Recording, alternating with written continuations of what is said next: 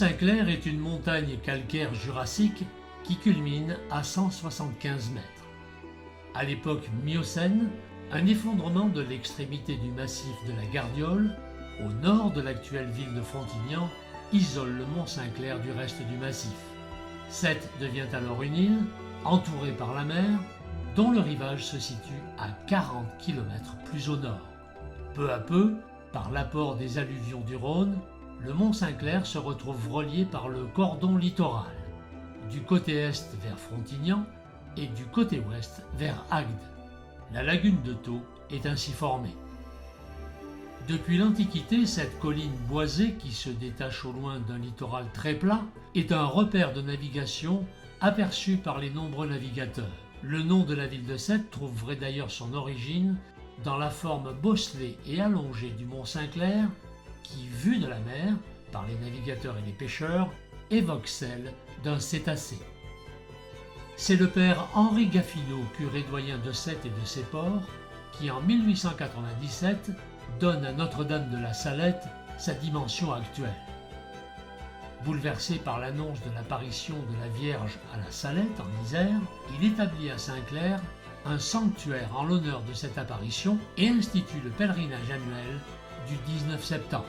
Une statue de la Vierge est érigée sur la partie la plus ancienne de la chapelle, où, à l'intérieur, le lieu est décoré d'ex-voto qui remercie sa bonté. En 1952, la chapelle sera décorée de fresques par un artiste de Béziers, Jacques Bringuier. À l'extérieur, à quelques pas de la chapelle, on érige la croix du Mont-Saint-Clair en 1932. D'abord en bois, elle est aujourd'hui électrifiée, visible à des kilomètres à la ronde et illuminée par les dons des fidèles. En 1853, plus de 500 baraquettes sont dénombrées. Ces habitations marquent profondément les mœurs sétoises du 19e et du début du 20e siècle. Elles sont un lieu de sociabilité pour les hommes qui travaillent en ville, souvent au port, ainsi que sur la colline et qui se réunissent en différentes associations. Les propriétaires sont alors des tonneliers, des négociants, des charpentiers de marine. Les baraquettes authentiques ne se comptent plus que sur les doigts d'une main. Le Mont-Saint-Clair abrite désormais de somptueuses villas entre les murs épais de pierres sèches, vestiges d'une autre époque, délimitant les limites des parcelles. À l'ouest du Mont-Saint-Clair, la forêt domaniale des Pierres Blanches est appréciée des promeneurs et fait figure de poumon vert de Sète.